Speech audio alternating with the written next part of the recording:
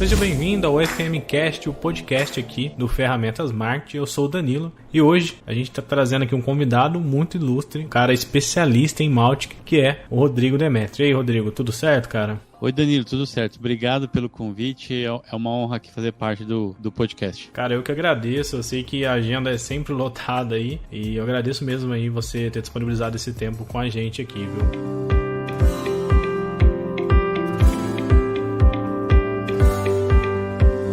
Rodrigo, cara, você praticamente não conhece outra pessoa que entende mais de Mautic hoje no Brasil, né? Você tem a Mautic, como é que é a empresa lá mesmo? Só confirmando?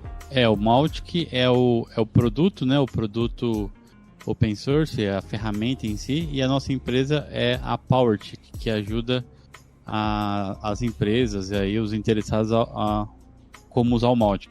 Não, bacana. E vocês têm a comunidade também, né? Mautic Brasil hoje é a maior comunidade que tem do assunto, né? No Facebook. Foi uma comunidade que a gente montou em 2015, no começo. Logo quando saiu o Mautic, a gente montou Tem essa comunidade também no Meetup, né? No site meetup.com. Mas um grupo do Facebook acabou evoluindo mais, né? No site meetup.com a gente tem em torno de uns 1.400 membros e no Facebook está chegando aí a 9.000 participantes aí. Acho que no momento que o marketing digital, né, aqui no Brasil, ele vem crescendo muito e o Mautic indo junto aí, né, nesse movimento. Sim, não, o Mautic uma ferramenta completíssima, a gente já utilizou aqui. E ela é bem abrangente, né, porque ela não é só e-mail marketing, ela é um CRM também, né. Ela é bem completa na questão de API também, integrações, né? Externa e externa. Eu vejo que ela realmente, assim, open source, na palavra marketing mesmo, digital, é a ferramenta top 1, né? Até nos sites que a gente pesquisa, geralmente ela tá sempre ali no top ranking, né? Das ferramentas mais populares, mais utilizadas, né? O Mautic, ele tá na categoria de automação de marketing, né? E nessa categoria, ele tem alguns competidores grandes aí, né? Ele tem... Sim. O pessoal da Salesforce, que tem uma ferramenta de automação de marketing que geralmente empresas médias e grandes usam. Tem o pessoal da HubSpot, também já tem uma ferramenta já com muitos anos de estrada. Tem aqui no Brasil a RD Station, que se tornou uma empresa grande aí também vendendo automação de marketing. E o Mautic, pelo fato de ser open source gratuito, acaba atraindo muita audiência por conta disso, mas não apenas pela questão do preço, né? Tem várias empresas que procuram usar o Mautic para customizar, que é para fazer uma integração diferente, para fazer uma tela, um processo de automação ali que talvez ele não se encaixou perfeitamente em alguma ferramenta, ou simplesmente por conta de proteção dos dados, porque sabe que se ele está gerenciando a ferramenta ali no servidor dele, no banco de dados dele, ele tem controle total sobre os dados, né? Não é que quando você usa, por exemplo, uma RD Station que fica no servidor de terceiro, você não sabe quem tem acesso e tudo mais. É verdade. E aí o Mautic acaba sendo usado por essas empresas que querem ou um jeito mais rápido de começar, porque uma das grandes vantagens quando você contrata uma ferramenta de automação é que você tem que passar por um processo de contrato, né? Elas ainda, quase todas em maioria, funcionam no modelo de contrato anual. E quando você resolve cancelar, geralmente tem uma multa e tudo mais. E o Mautic é super simples de você começar. Às vezes você só quer pilotar, testar uma sequência de e-mail, uma sequência de automação. Aí você consegue subir isso de forma mais rápida, né? Não depender daqueles contratos que você acaba ficando amarrado aí, né? Nessa parte aí, realmente, não tem nem como comparar, né? O sistema é totalmente hospedado, né? Hoje ele roda aí, acredito, em uma VPS inicialmente simples, em um site, por exemplo, DigitalOcean, Amazon AWS. Ele tem umas configurações aí que não são tão parrudas, né? Acho que dá para rodar ele numa configuração mais simples, né? Principalmente para quem está começando ou só quer testar mesmo, né? Porque eu vejo que tem bastante ferramentas assim no mercado, mas a maioria das dificuldades que tem, geralmente os clientes, né? Aqui mesmo a gente tem relatos, na questão de limitação, né? As pessoas às vezes se sentem muito limitadas somente a um plano, somente a um tipo de configuração, né? Que essas outras empresas, por exemplo, na questão do e-mail marketing, todas elas, né? As top empresas que tem aí, principalmente gringas, né? E geralmente as pessoas acabam se sentindo presas em pacotes e preços, né? E eu vejo também que uma flexibilidade do Mautic, por exemplo, é que você tem a liberdade de ter os leads ali, os contatos, por exemplo, centralizados, né, numa ferramenta, só que você pode trocar, por exemplo, eu quero parar de usar essa API de envio de e-mail. Então meio que tem como fazer essa troca, né? Se a pessoa quiser, de repente se descobrir que um tem um preço melhor, Amazon SES, se eu não me engano, se é assim que pronuncia mesmo, também costuma ser uma das mais baratas, né? Uhum. E ele tem como plugar, né? Tipo, eu plugo uma empresa, não quero mais, pluga outra. Ele tem essa possibilidade hoje, né? Isso, a grande vantagem do Mautic, uma das grandes vantagens, né, é essa, né? Você, quando contrata, por exemplo, o MailChimp, o MailChimp, ele vem com uma solução de SMTP própria, e uma parte eles também usam a solução do Spark Post, que é uma ferramenta de SMTP. Então, quando você contrata o MailChimp, o RD Station, o HubSpot ou qualquer ferramenta, geralmente você não tem autonomia para mudar qual vai ser o SMTP. Claro que se o produto é bom, ele tende a ser bom, né? Mas quando você quer se aprofundar ou procurar alternativas de reduzir o custo, você não tem essa autonomia, porque a ferramenta já faz uma venda casada. Você contrata a ferramenta de automação e já vem também junto o disparador ou SMTP vem junto. O Mautic, a vantagem dele é que você pode colocar outro SMTP, né? Ele tem uma lista lá de alguns SMTPs que já estão conectados, e você também pode escolher qualquer um. Por exemplo, a Local Web tem um SMTP, não está na lista do Mautic, mas ele tem a opção lá, outro SMTP. Então você pode usar qualquer SMTP junto com o Mautic. Então, para quem conhece, começa a se aprofundar mais sobre entregabilidade de e-mails, tem diversas tecnologias hoje sobre entregabilidade de e-mail. Então você pode ir se aprofundando, entendendo mais sobre como funciona essa parte toda, para que a empresa, enfim, quem usa o Mautic, tenha mais resultado nas campanhas, né? E você comentou também no começo sobre o Mautic, né? Ele não limita, assim como as ferramentas tradicionais, né? Uhum. Hoje, se você comparar, por exemplo, o Mautic com as ferramentas de mercado, quase todas colocam aquele plano que eles chamam de lead tracking, né? Quem usa automação de marketing gosta do recurso de lead tracking, que é para saber quais páginas do site o teu lead percorreu, qual e-mail que abriu, enfim, é um mix aí de origens de tracking, que é tanto a abertura de e-mail, né, quanto as páginas que esse lead percorreu no teu site, de onde que ele veio, se ele veio do Google, do Facebook, de qual canal que ele veio. Em várias ele consegue rastrear isso, ele tem tipo um pixel mesmo, dessa aí eu não sabia. Ele tem um pixel que ele tem lá nas configurações dele, é um código lá JavaScript, você copia e cola o código no teu site, assim como o código do Google Analytics, né? Você copia, cola lá no teu site, e aí ele começa a rastrear, né? Esse visitante. E o legal é que, por exemplo, se a pessoa já vem visitando o teu site vários meses aí, e ela se cadastra depois de X meses, todo esse histórico de navegação da pessoa é mantido. Então a pessoa já chega cadastrada com um histórico que ajuda aí quem trabalha na parte do comercial da empresa, ajuda a entender qual que é a dor da pessoa. No caso, que nem vocês têm vários produtos aí, e aí se vocês conseguem identificar, não, essa pessoa tem interesse mais no nosso produto de WhatsApp, mais interesse no produto de Instagram, por conta do histórico, né? Então, em várias ferramentas, na RD Station é uma delas, né, que esse plano começa já no segundo nível de plano, né? Que já vai para uns 850, 900 reais. É bastante grana, né? Principalmente para empresa médio e pequeno porte, né? Exato, o mouse que faz isso. Ele faz esse lead tracking para quem, inclusive, quer fazer uma campanha, digamos, eu quero fazer uma campanha para todo mundo que está na minha base, que visitou a minha página de venda lá do produto A. Então, quem visitou a página do produto A, disparam uma comunicação, né, via SMS ou via e-mail ou até via WhatsApp, assim, para quem já integrou com esses softwares que entregam no WhatsApp.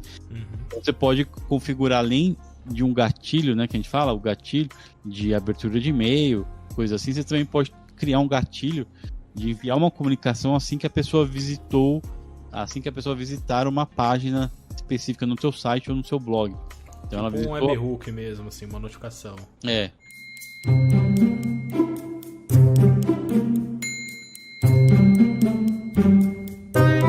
E ele não é tão difícil de utilizar, né? A princípio, qualquer ferramenta parece um pouco complexa, né?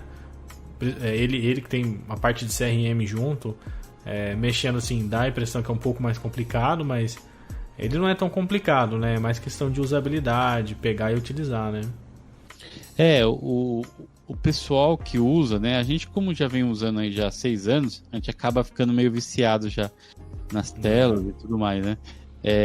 Quem vem de outras ferramentas acaba reclamando um pouquinho mesmo de usabilidade, apesar de que, para quem já conhece o mouse que ele praticamente já tem um menu, né? Ele não tem muitos níveis, né? Como ferramentas são mais complexas, que tem vários níveis de menu e tudo mais. Ele tem praticamente um nível só, e nesse nível tem todos os recursos, que é a parte de criação de e-mail, criação de campanha, criação de landing page, criação de formulários, a criação de listas.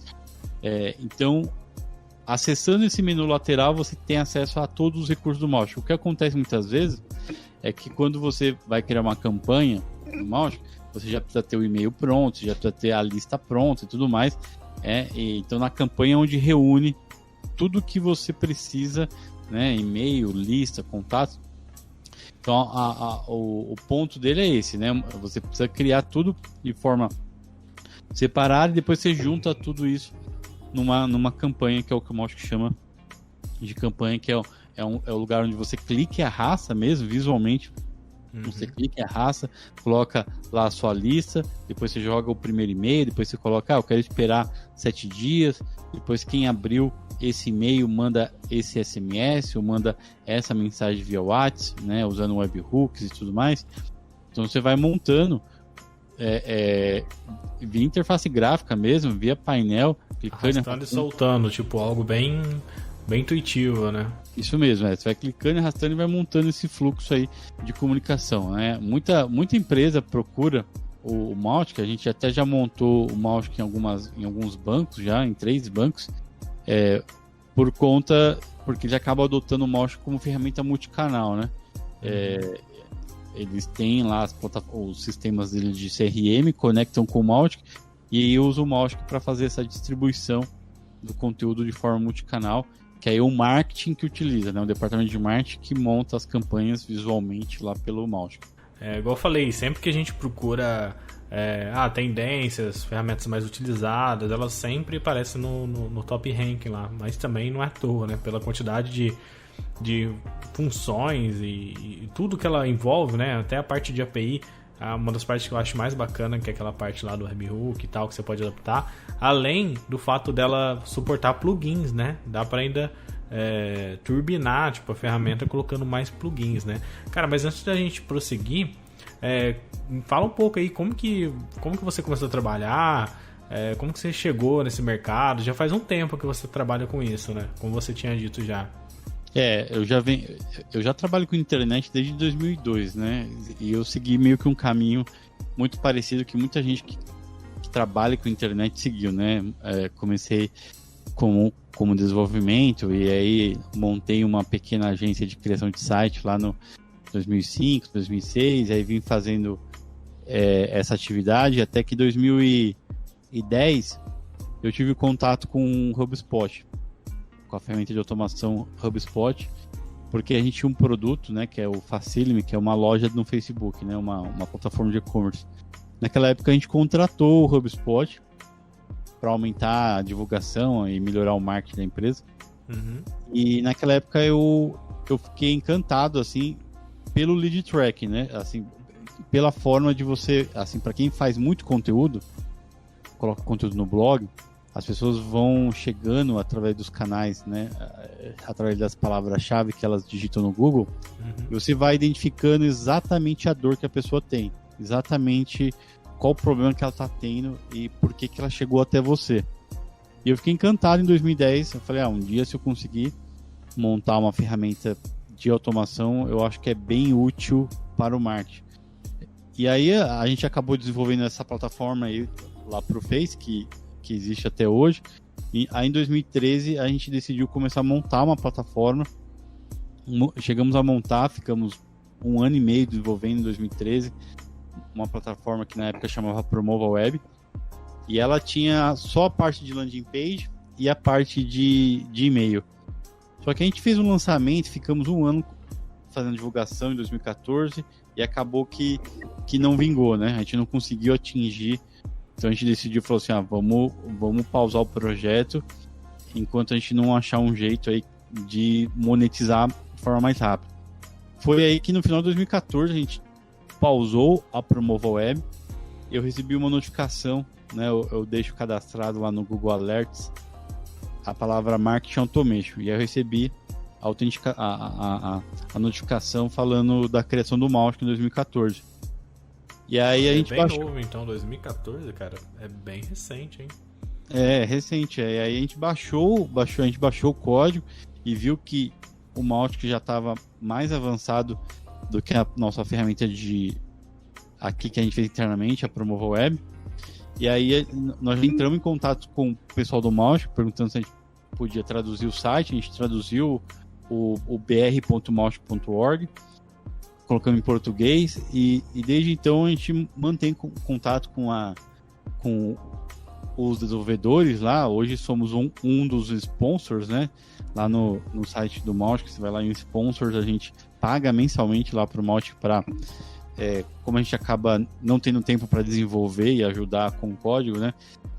Então a gente paga mensalmente o Mautic lá para ajudar a organização do Mautic, né? A continuar desenvolvendo, a construir, né? A ajudar a comunidade.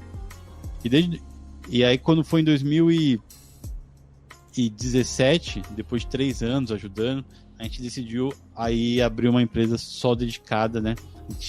Ao Mautic, que é a PowerTick. Aí desde então a PowerTick vem ajudando as empresas, porque como ele é meio chatinho para configurar, né, os produtos open source geralmente tem essa característica, né? Quem já bastante, cara, muito. Quem já mexe com o produto open source tem essa característica. Ele é muito bom, mas assim, para quem não está acostumado a gastar horas debugando ou procurando, é um desafio, né? Então a gente tenta eliminar esse tempo de aprendizado que a pessoa precisa ter, né? Então, se a pessoa vai lá no nosso site, contrata meio num formato meio parecido de um SaaS, assim, contrata, e a gente já entrega pronto, e quando ela tem alguma dúvida, chama a gente no chat. Então, a gente vem ajudando o Mautic desde final de 2014 e desde o ano passado agora também com as palestras, né? Que agora o Mautic tem o Mautic Conference, que até eu quero convidar todos a participarem. Vai ser em junho, se eu não me engano, de 15 a 17 de junho. Preciso checar a data certinho, mas no Brasil mesmo ou não? Oi, desculpa. É no Brasil isso? Ele acontece no mundo todo, né? Tem palestras em português também, e tem palestra, a maioria é em inglês, mas tem palestra em português do pessoal da comunidade aqui do Brasil. Tem palestra nossa também, aqui da PowerTick, tem palestra de outros amigos aí da comunidade. É Mautic Conference. Se colocar Mautic Conference no Google, vai cair na página lá com todos os palestrantes, aquela coisa toda. Realmente você tem bastante bagagem aí, né, nessa área de automação, né? Eu vejo que vocês estão até mais tempo do que eu imaginava, né? Provavelmente você já pegou várias épocas da internet, né? E vocês que estão, assim, bem... não infiltrados, né? Mas tá bem, assim, diariamente, constantemente em contato com a tecnologia, qual que é a visão de vocês, assim, pelo menos a médio prazo? A gente nem fala longo prazo, porque hoje na internet as coisas mudam muito rápido, empresas são vendidas, compradas, como você disse o caso da RD Station, a TOTS comprou ela, né, por um valor aí absurdo. Então a LocalWeb também comprou algumas empresas na parte de automação de marketing. Então eu vejo que tem uma tendência de algumas grandes corporações estão englobando, né, algumas empresas que são ligadas diretamente à questão do marketing online, né? E eu sei que esse assunto, apesar de ser novo, ele já tem um tempo, né? Já tem um tempinho aí, não amadureceu, né? Sempre tem muito a amadurecer ainda em relação principalmente ao mercado hoje americano, onde as coisas já acontecem há algum tempo. Mas a visão de vocês, assim, essa questão do e-mail marketing mesmo. Muita gente fala, e-mail marketing morreu, não sei o que lá. E pelo menos aqui a gente não tem esse posicionamento, né? A gente sabe que, pelo menos o que a gente viu acontecer é um pouco de polarização, né, das ferramentas. Antes as pessoas tinham muito essa de usar uma só, ou usava essa ou outra. Agora eu vejo que cada vez mais as pessoas estão buscando usar mais de uma, concentrar a audiência em mais de uma ferramenta, em mais de uma plataforma. Mas na sua visão, assim, na questão do e-mail marketing, como que você vê ele, pelo menos a curto, médio prazo, assim, no mercado? A plataforma de e-mail, o canal e-mail, durante muito tempo, quando surgiram as redes sociais, o pessoal começou a comparar muito, né, principalmente os jovens, que eles usavam mais as redes sociais do que o e-mail. E ao longo do tempo, né, como a gente já podemos dizer aí que estamos já na adolescência aí das redes sociais aí, digamos, aí de 2008, podemos dizer aí, que já existem o Facebook. O Orkut sumiu, né, no mapa. O Orkut, né? Se contar o Orkut, então já tá na fase adulta já. E aí se percebeu que mesmo os jovens, né, eles começaram a ter um contato sempre com o canal e-mail quando começava a vida profissional, né? Muitos deles tinham lá um perfil na rede social, mas quando chegava na fase profissional ou de mandar currículo, ou de abrir uma conta em banco e fazer aquelas coisas todas, ele sempre se esbarrava na necessidade de ter um e-mail.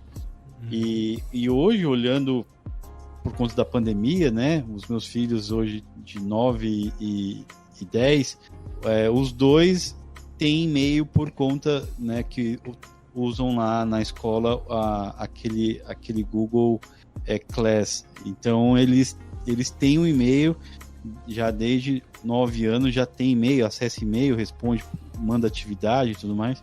E mesmo nas redes sociais mais famosas, como o TikTok, as mais novas, né, como o TikTok, por exemplo, eles pedem e-mail, né, para cadastrar. Eles pedem e-mail, né? Então o e-mail é uma coisa eu acho muito boa, porque uma que você tem a propriedade do canal para falar com a pessoa, vira e mexe, acontece, você vê notícias aí, né? Tal perfil perdeu a página no Facebook, né, por conta de alguma censura. Recentemente aí o pessoal do Twitter bloqueou o Trump, e aí imagina, o Trump tinha milhões e milhões de inscritos, né? Imagina se ele tivesse esses milhões e milhões de e-mail, né? Ele poderia acessar ainda essas pessoas. Então você perdeu uma audiência do tamanho que ele tinha. Ou o próprio algoritmo, né? Que vive mudando constantemente, né?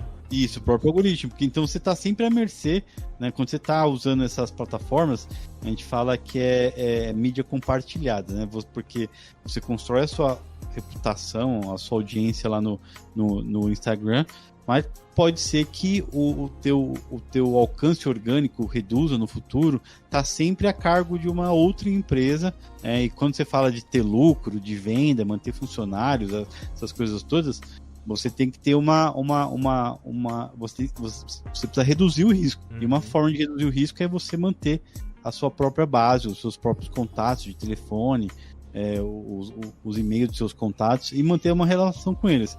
O canal e-mail, ele acaba, muita gente ainda tendo essa percepção que ele ia morrer e tudo mais, porque em sua maioria as pessoas, elas não mandam conteúdo relevante, né? Isso é verdade. A gente manda spam, então a gente acaba configurando muito cliente aqui, que a gente faz uma pergunta se a base é deles e tudo mais, depois a gente vai ver que os caras compram base ou usa software de captura de e-mail aí que faz aquele navega nos sites, nos fóruns, procurando o e-mail que está aberto. Varreduras, né? De varredura. E isso tudo tem pouco resultado, né? Tem pouco resultado. Agora, aquelas pessoas que realmente mandam e-mail, que pensam, entregam valor por e-mail, né? Não é à toa que recentemente aí o Facebook comprou uma plataforma aí de newsletter, né? Ele comprou? Qual que é a plataforma? Não sei se foi a Rive ou a Substack, deixa eu ver aqui. Mas de marketing mesmo, ou não? De newsletter. De notificações em si. Que a pessoa, tipo, ela se cadastra e recebe semanalmente ou diariamente. Por exemplo, eu assino o pessoal da newsletter da The Shift, que é um jornalista brasileiro aqui, que é muito boa. Eu até pago R$25 por mês.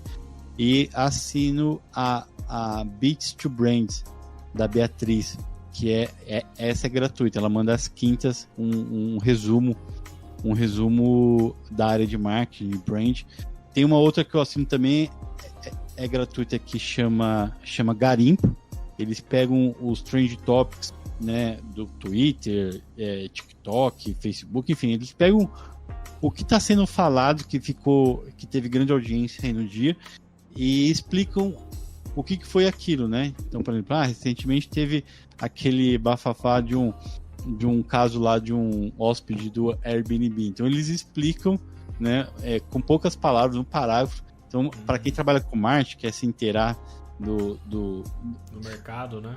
Do mercado, aí é legal. Então, tem um monte de newsletter hoje paga, né? Que o pessoal monetiza o conteúdo, né? Eles criam um conteúdo bacana. Esse The Shift, por exemplo, eu não dou conta de ler, assim. Eles mandam diariamente o resumo de tecnologia, marketing e tudo mais, e eu não dou conta de ler. Outra muito boa também é o Manual do Usuário, né? Que é uma newsletter muito, muito boa também, que ele também traz muito conteúdo a respeito de internet. Então acabou sendo interessante esse formato de gerar conteúdo e também gerar renda, né? Porque você pode cobrar uma assinatura mensal ali e manter o teu projeto em pé, né? E um pouco eu acho que o e-mail acabou sendo deixado de lado durante um tempo, foi por conta que esses outros canais que a gente falou, o YouTube principalmente, ele já conta com um modelo há muitos anos de como pagar o criador de conteúdo, né? E no e-mail, agora com essas plataformas de newsletter e tudo mais, é um caminho bacana, porque muita gente não gosta de aparecer em vídeo, não gosta de falar em podcast, mas gosta muito de escrever, tem uma habilidade de escrever, e aí ela pode usar esse formato aí também, usando um canal e-mail aí para gerar renda, né?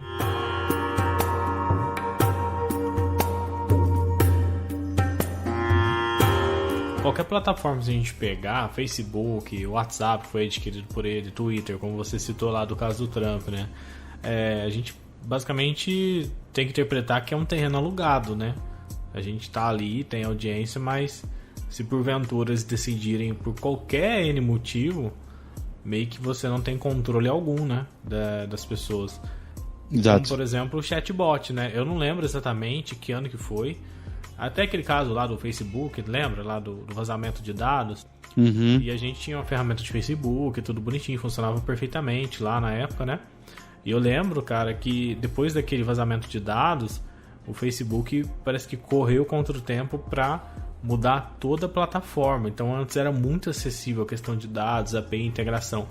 Agora, hoje em dia, agora na verdade deu uma melhorada, porque eles automatizaram muita coisa. Mas chegou um tempo que qualquer atividade que você precisasse, se você quiser saber, por exemplo, qual cidade o indivíduo morava, qual que era algum dado específico, né? Isso eu falo de chatbot, de Facebook, você tinha que pedir uma autorização para eles. Então, assim, você ficava refém totalmente do que eles queriam, né? Na parte de utilizar a plataforma deles. Apesar de ser excelente, o chatbot também ele teve aquele momento, aquele euforia, depois parou um pouco, né? muita gente também acabou estragando o formato, porque as pessoas acabam usando de forma errada, fazendo spam, né? Esse é um dos grandes problemas, mas isso não tem como impedir. Eu acho que vai existir sempre isso, né? Porque a gente vem, assim, praticamente a história da propaganda inteira, né? Se a gente lembrar desde os primórdios aí do século XX, 1900 e bolinha, sempre foi mais ou menos o modelo, era baseado em quê? Você tem um produto, e aí você faz uma propaganda desse produto, coloca mais propaganda na frente de maior número de pessoas possíveis, né? Então a base da propaganda sempre foi o que a gente chama de broadcast, né? Um manda e muitos recebem, que é o conceito de colocar anúncio no jornal, na revista, no rádio, na TV. Então um fala e um monte de gente escuta, né? E aí, a todo momento, a gente tenta usar esse formato em cada canal novo que aparece. Cada canal novo que aparece, a gente... eu quero agora mandar uma lista de reprodução no WhatsApp, né? Eu quero montar um grupo só que o que funciona agora é o lance da conversa, né? Que é você manda um texto pequeno perguntando, a pessoa responde. Não aquele formato que você fica despejando conteúdo. Então, por isso que o e-mail acabou sendo prejudicado um pouco, por causa disso, porque o pessoal, eles mandam um monte de conteúdo, né? Tinha um cliente nosso aqui que ele reclamava e que não estava dando certo, aí eu abri as campanhas, tudo, e aí o primeiro e-mail, eles já mandavam um PDF de 8 MB para a pessoa, né? Tipo, caramba! Ele mandava um anexo ainda, que é uma coisa assim, para quem trabalha com e-mail marketing, não é uma boa prática, porque... Nenhuma, enfim, né? O spam garantido. E aí ele mandava um anexo de 8 MB que é toda a história, o histórico da empresa, os prêmios que a empresa ganhou, tal, né? Um PDF grande de 25 páginas. Aí eu falo, eu perguntei, mas pra quê? Você, assim, será que não é melhor no primeiro e-mail você mandar 1, 2 linhas perguntando pro cliente se ele já conhece o projeto, se ele tem interesse? A gente tem que sempre tentar replicar. Eu sempre falo isso pros nossos clientes nas lives que a gente faz aqui. Se colocar no lugar da pessoa, né? Se colocar como se fosse uma conversa. Assim, sempre quando vai construir uma comunicação via WhatsApp ou via e-mail ou qualquer canal que seja que você vai mandar essa comunicação, você pensa, você tá num evento, né? Você tá lá num evento, aí é a hora do coffee break. Aí tá uma pessoa do seu lado pegando um café com você. Você não vai virar para ela e vai despejar, 25 páginas de PDF falando para ela, né? Você não vai virar a cabeça e falar, oi, tudo bem? Você sabia que nós somos o número 1 na América Latina? Blá, blá, blá, blá, blá, blá, blá, blá, blá, blá. Não, você vai falar, oi, tudo bem? Meu nome é tal, qual que é o seu nome? A pessoa responde. Um diálogo, né? É um diálogo, entendeu? Esses canais, e-mail, WhatsApp, eles têm que ser um diálogo também. Não dá para... Então, quanto mais perto de uma conversa real de um ser humano, eu até muitos clientes, eu falo assim, olha, quando você for montar um e-mail, pensa que você está montando um conteúdo, você está explicando para o seu amigo, né? Você está explicando para o seu amigo, o que você faz. Você até coloca lá, querido amigo no começo, e começa a digitar, porque quanto mais humano for isso, quanto mais humanizado, e o tamanho é importante, né? O tamanho, o conteúdo, porque é só você ver a gente. Quando a gente recebe um e-mail grande de um fornecedor, ou de um parente, ou de qualquer pessoa, a gente tende a colocar ele em segundo plano, né? A gente tem lá uma lista de tarefas, né? Tipo, o chefe mandou, o cliente mandou um e-mail gigante lá, 20 tópicos. Putz, eu vou responder os pequenininhos primeiro, depois eu chego nele. Ler mais tarde. A mesma coisa. Então, por que o WhatsApp acabou tendo bastante sucesso? Porque, basicamente, o tamanho de mensagem que eu mando perguntando para alguém, essa outra pessoa me responde num tamanho meio proporcional, sabe? As trocas de mensagem não são aquelas coisas tipo, eu mando 5 parágrafos, né? Isso é verdade. Total. O tamanho da mensagem influencia por causa disso, porque se a pessoa me manda um e-mail com 20 tópicos, lá 20 parágrafos, eu fico com receio também de responder para ela. Às vezes eu consigo responder em uma linha, eu também fico com receio, falo, a pessoa não deve estar esperando uma resposta de uma linha, né? Então é legal isso com a cabeça do marketing, né? Pensando sempre com a cabeça do marketing. Obviamente tem outras situações de negócio óbvio, vocês têm que mandar um e-mail grande, mas eu tô pensando sobre a cabeça de como despertar a atenção e como começar uma conversa com alguém, né? Com esse objetivo de começar uma conversa, é sempre bom, né? Um conteúdo menor, enfim, para que seja mais perto de uma conversa de um ser humano mesmo, de um diálogo, que nem você falou. O WhatsApp, quando a pessoa manda áudio, bicho, aí o negócio já fica sério também, porque aí tem gente que manda áudio vai falar, tudo certo, então, ok. Aí a pessoa manda um áudio de 1 minuto, é mais ou menos isso aí, né? Quando os caras mandam e-mail muito grande. Mesma coisa. E, por exemplo, no caso do e-mail, se a gente for parar pra pensar mesmo, como as pessoas falam, vai morrer e tudo mais. Não tem nem como morrer, cara, porque se a gente analisar todas as redes, tipo, como você vai fazer um cadastro, a primeira coisa que alguém vai te pedir é o e-mail. Meio que o e-mail, ele é em tudo, cara. O governo vai te pedir e-mail. Agora o Pix aceita o e-mail como forma de carteira, né, de endereçamento. Então, assim, é um negócio que eu acho que realmente não tem como sumir.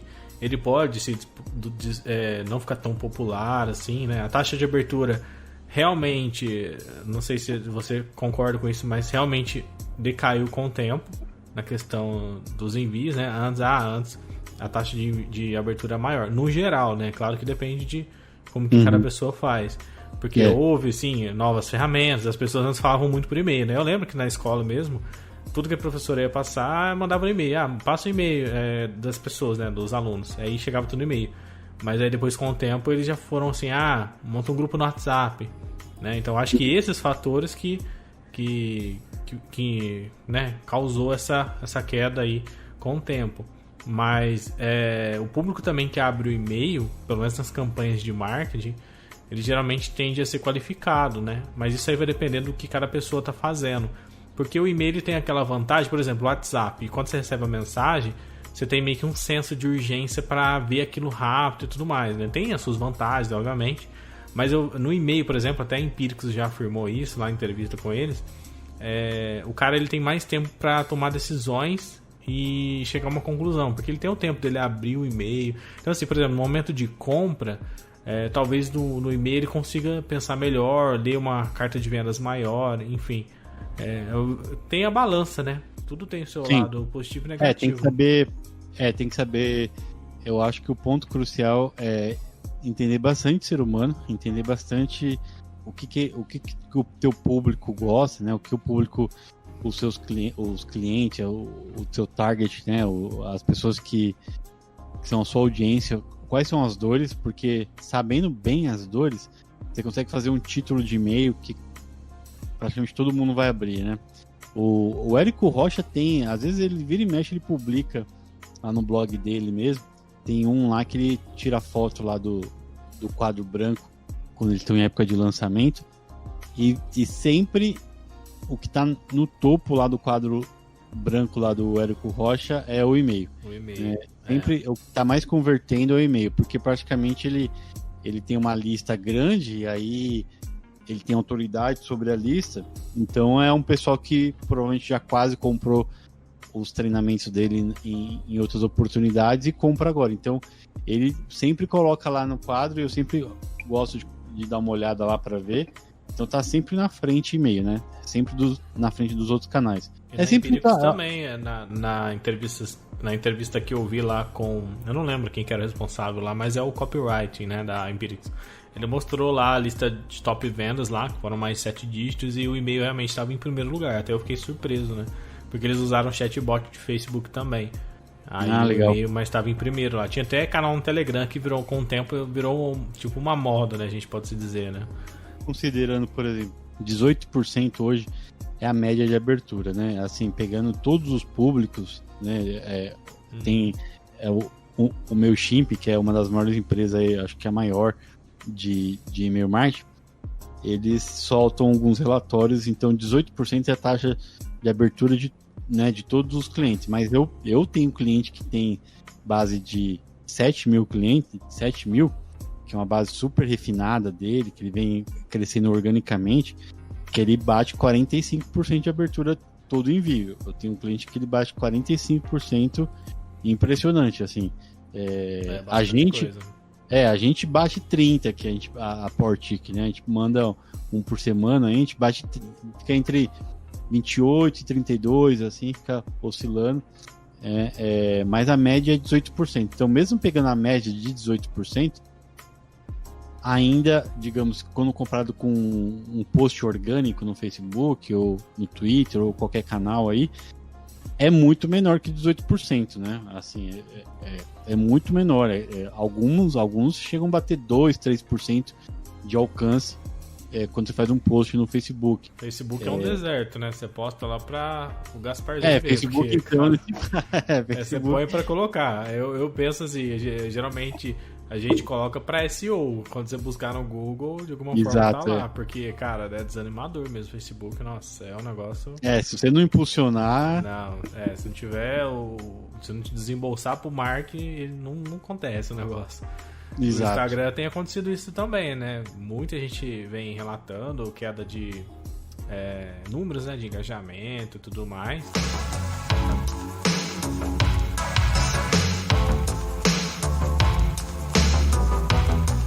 Mas é aquele negócio, né? Tipo, como que eles vão entregar 100%, né? Eu até entendo, assim, os caras querem ganhar e tudo mais.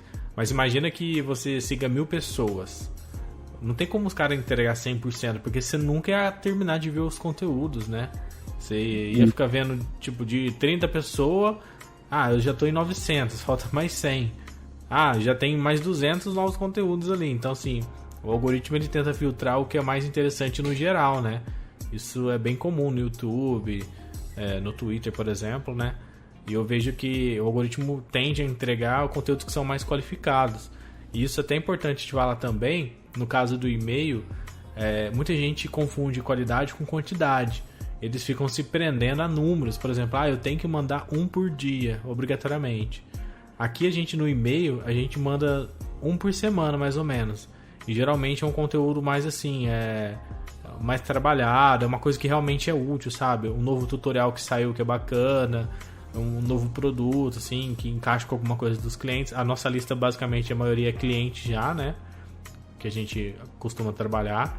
As taxas aqui também, quando chega a 15%, a gente, fica até feliz, né? Porque geralmente é nessa faixa que você falou mesmo. Mas eu vejo que muito da questão do engajamento em rede é justamente por conta da quantidade, né? Quando mais pessoas vão chegando, vai ficando difícil para eles entregar o conteúdo para todo mundo, né? Então, sim. E no e-mail, em todo caso, você não tem tantas mudanças, né? Ele é sempre daquela forma, as estratégias são as mesmas que eram, tipo, geralmente são, né? Algumas que eram há 4 anos atrás, então você tem menos surpresas, né? De utilizar o e-mail. Tem a questão da entregabilidade, que eu acho que é um dos pontos hoje que muita gente às vezes tem dificuldade, né?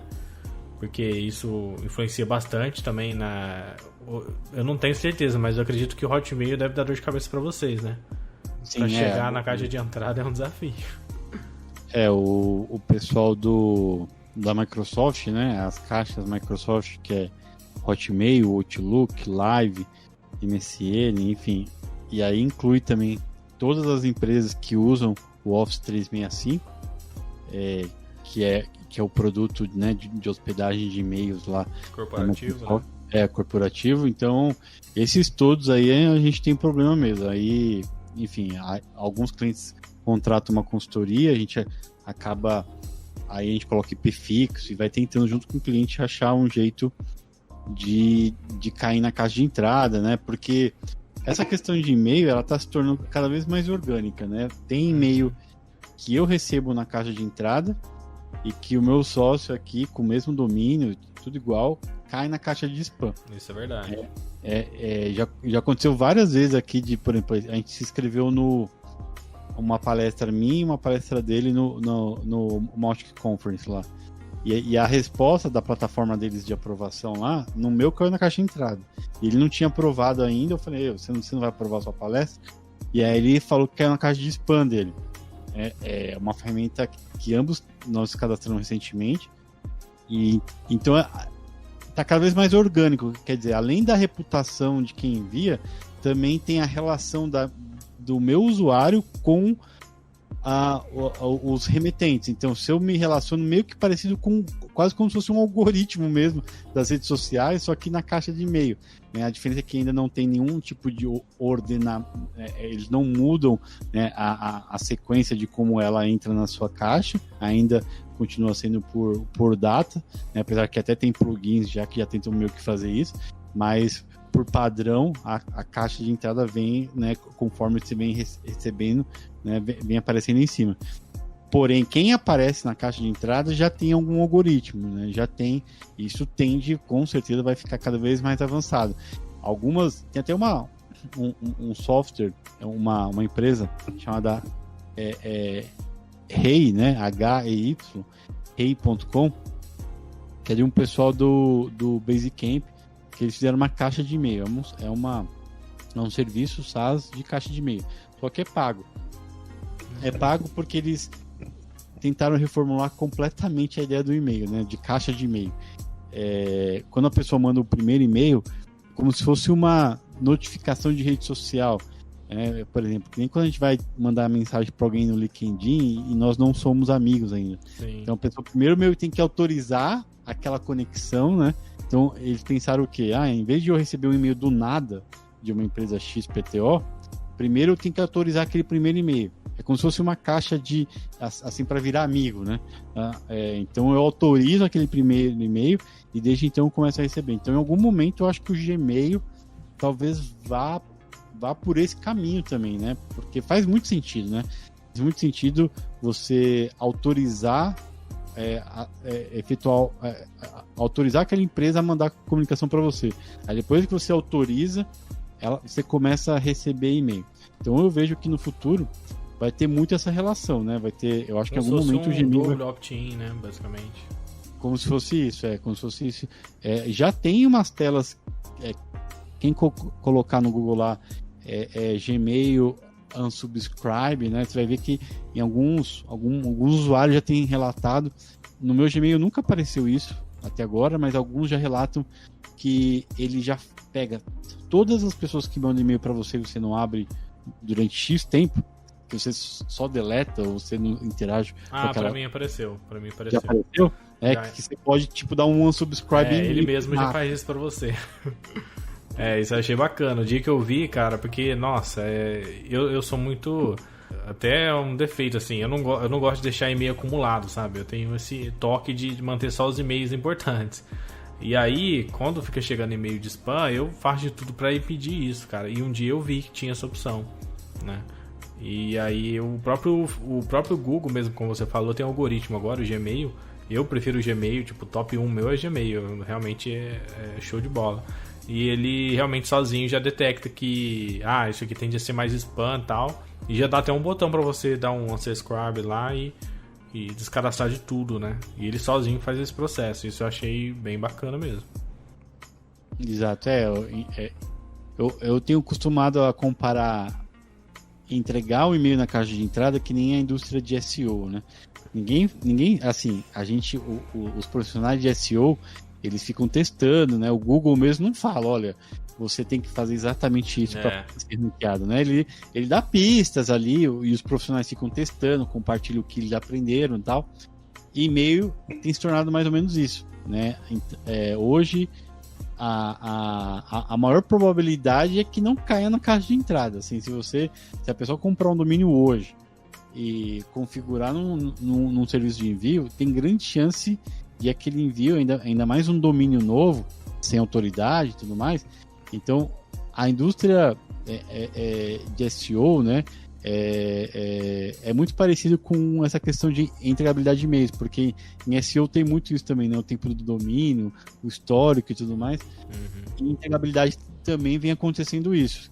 Quer dizer, se você compra um domínio, porque spammer faz muito isso, né? Sai comprando um domínio e aí arrebenta o domínio, compra outro, vai comprando. E e-mail tem se tornado isso. Então, provavelmente em um curto espaço de tempo, alguma reformulação vai ter em torno disso, mas sempre com um olhar para o usuário, né? Sempre com um olhar igual o que o Google faz hoje no ranking, né? Sempre com um olhar assim para que o conteúdo de qualidade chegue na caixa da pessoa, e aquele conteúdo que a pessoa não solicitou, que nunca pingou lá, já pinga um e-mail muito grande, com muita imagem, muito link, tende a cair cada vez mais no spam, e até algum momento nem no spam mais vai cair, né? Eu acho que vai chegar um momento que realmente vai acontecer isso mesmo. Pelo andar, né, que eles estão fazendo. O próprio Gmail, ele já separa, né? Quando é oferta, ele separa automático, cara. Às vezes eu fico bobo, porque se a gente manda uma coisa de produto, ele deve pegar nas palavras-chave, né? E ele realmente já separa, isso é uma oferta. E aí, realmente, caramba, o próprio algoritmo já entendeu, leu o e-mail e já separou, né?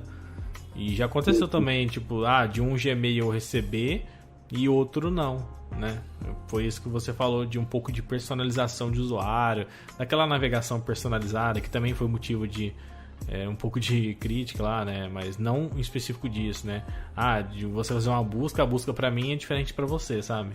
Mas essa questão do e-mail, cara, eu acho que vai ser difícil eles tirarem, né? O Google já tentou implementar o inbox, não sei se você lembra. Uhum. E parece que não deu muito certo, né? Até a pessoa fala, o novo e-mail. E ele, se eu não me engano, ele foi descontinuado, né? Porque parece que ninguém gostou de usar aquilo lá, não. Ele vem tentando... Antes do inbox teve o Wave ainda, que eles também tentaram fazer alguma coisa que desse um...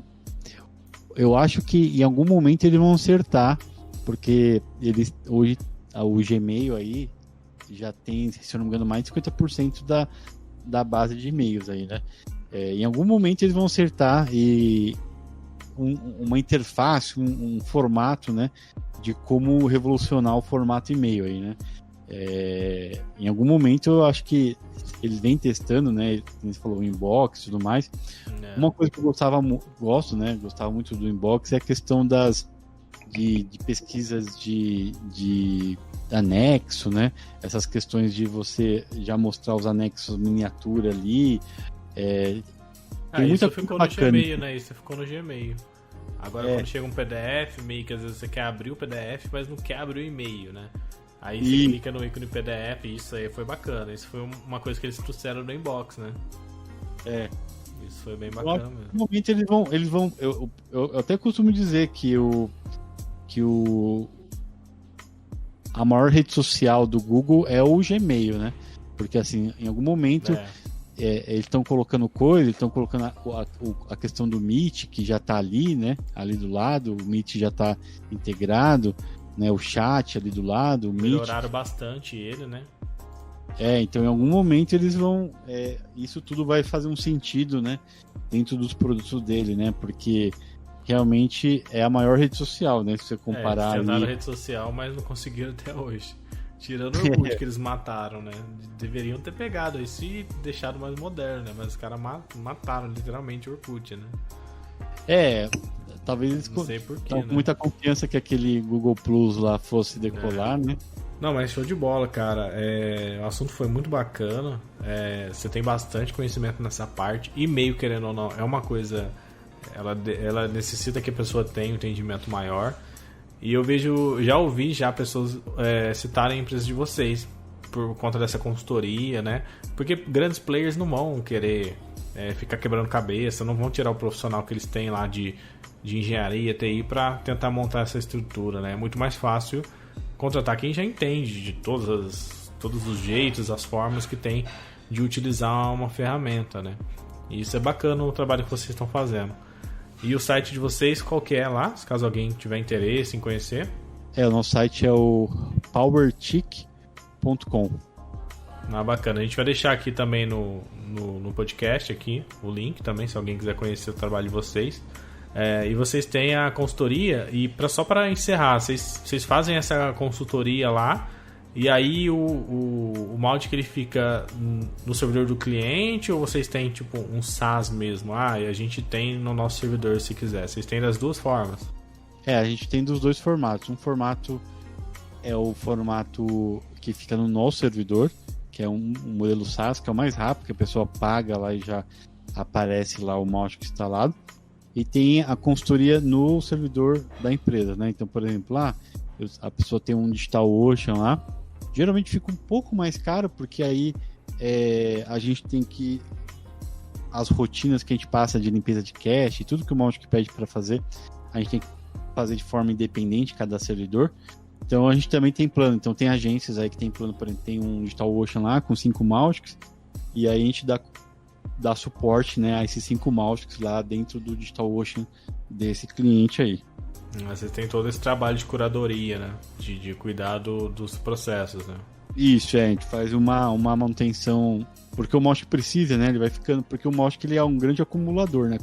Qualquer ferramenta aí que a gente não para de inserir coisa, né?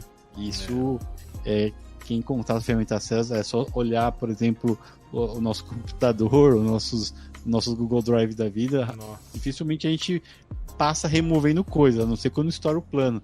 Cara, show de bola. Obrigado aí novamente, tá? E espero aí que a gente tenha como gravar um outro episódio. Temos bastante assunto aí para falar por horas, acredito eu. Essa parte de tecnologia aí, eu particularmente apaixonado por isso daí, né?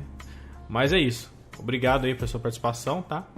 E esse podcast vai estar aqui no Spotify, também a gente vai colocar no canal do YouTube. E vamos deixar o link aí que a gente falou aqui na entrevista aqui abaixo. Obrigadão, viu, Rodrigo?